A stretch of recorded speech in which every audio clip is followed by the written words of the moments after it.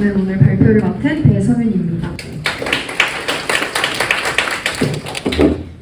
제목에서 보면은 주제를 대충 가늠하실 수 있을 것 같은데요. 저희는 그 서비스의 대상을 시각장애인으로 잡고 시각장애인이 카메라로 사진을 찍을 때 음성으로 그 정보를 전달받을 수 있는 서비스를 구현했습니다. 그래서 본격적으로 내용을 다루기 전에 시연한 영상을 보도록 하겠습니다. 지금부터 전면 카메라 모드 시연을 시작하겠습니다. 저희 서비스는 시각장애인을 위한 서비스이기 때문에 실제로는 프레임 위에 그리드나 바운딩 박스나 글씨들이 표시될 이유가 없지만 여러분들의 이해를 위해서 표시했습니다. 현재 얼굴 비중은 5%이고 위치는 가운데입니다. 정면 응시 중입니다. 이렇게 얼굴이 차지하는 비중과 위치 그리고 시선이 향하는 방향을 알려줍니다. 이렇게 제가 움직였다가 다시 돌아오면 현재 얼굴 비중은 5%이고 위치는 가운데입니다. 정면 응시 중입니다. 이렇게 정보를 제공해주고 다음은 제가 얼굴을 확대하고 왼쪽을 쳐다볼 건데 현재 얼굴 비중은 13%이고 위치는 가운데입니다. 왼쪽 응시 중입니다. 이렇게 정보를 알려주고 다시 돌아오면 현재 얼굴 비중은 4%이고 위치는 가운데입니다. 정면 응시 중입니다. 그리고 마지막으로 저희가 만든 캡처 기능을 써보면 현재 얼굴 비중은 4%이고 위치는 가운데입니다. 정면 응시 중입니다. 캡처했던 사진이 왼쪽에 있는 갤러리에 저장되어 있는 것을 알 수 있습니다. 네, 이렇게 전면을 봤고요. 다음으로는 후면 카메라 시연 영상 보여드릴게요. 다음은 후면 카메라입니다. 현재 병의 위치는 오른쪽 아래입니다.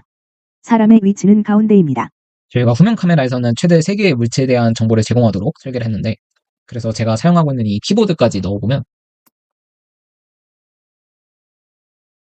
현재 병의 위치는 오른쪽 아래입니다. 키보드의 위치는 아래입니다. 사람의 위치는 가운데입니다.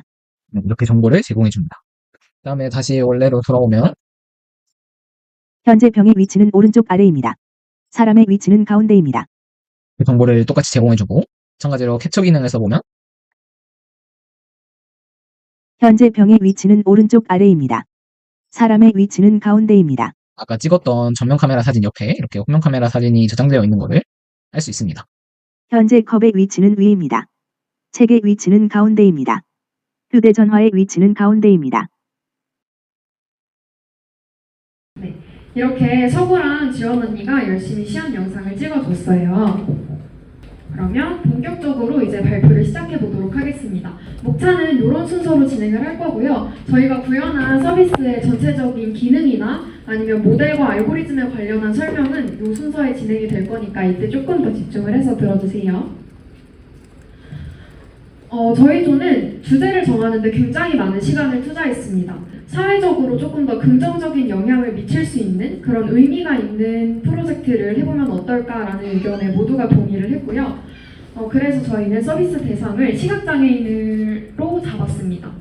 전체 여기 적혀져 있는 내용은 전반적으로 지난번에 그 중간 발표 때 설명을 드렸던 내용이고요.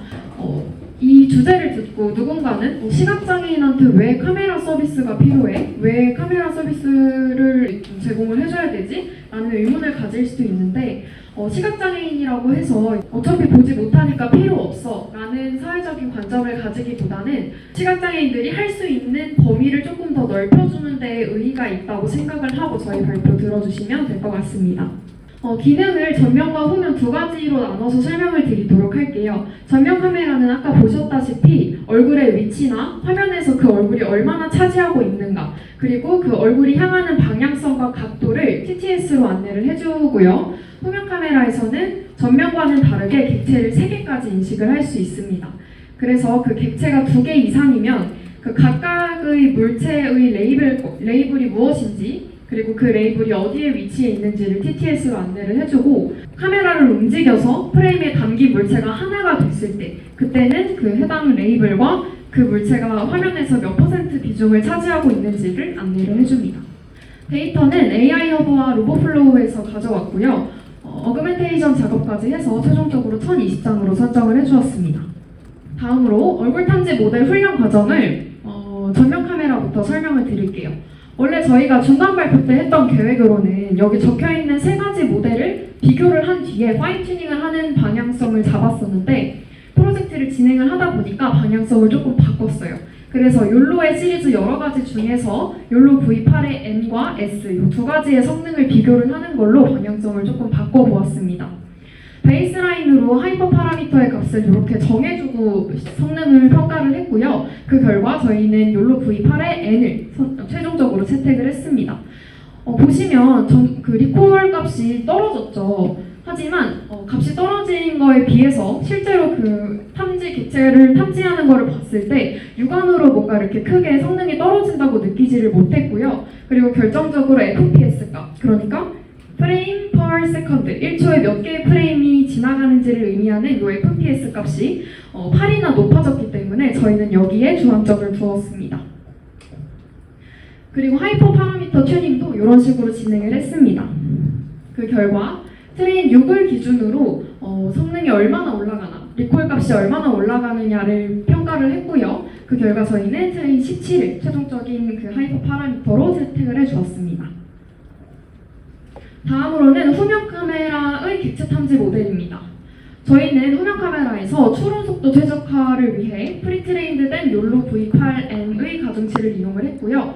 그리고 소원이가 이것저것 이제 만져보다가 사진을 색보정을 조금 해줬더니 그 모델이 탐지할 수 있는 객체의 개수가 훨씬 늘어난다는 거를 잡아냈습니다. 그래서 저희는 새로운 사전 색보정 함수를 도입을 해서 이 작업까지 포함을 시켜주었습니다.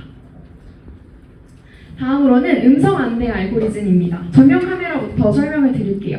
흔히 TTS라고 하죠. 텍스트 투 스피치라고 하는 그 알고리즘인데요.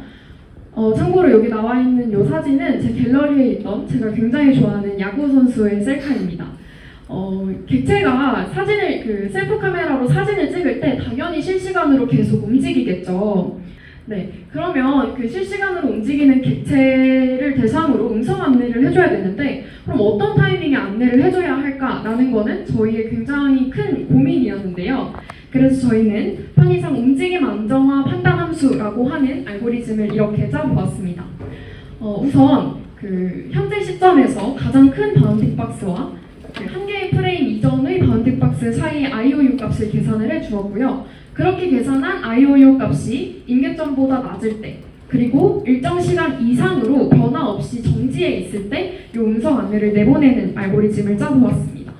하지만 문제가 하나가 있었어요. 어떤 문제였냐면 프레임이 같은 위치에서 서서히 가까워지거나 멀어지는 경우, 그러니까 핸드폰을 이렇게 앞에다 놓고 이렇게 수직으로 왔다 갔다 해서 이제 이 바운딩 박스의 움직임을 크게 탐지하지 못하는 그런 문제가 발생하더라고요.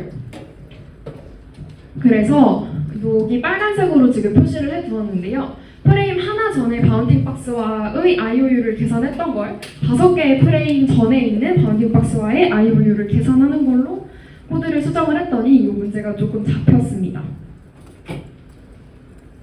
다음으로는 후면 카메라의 음성 안내 알고리즘입니다.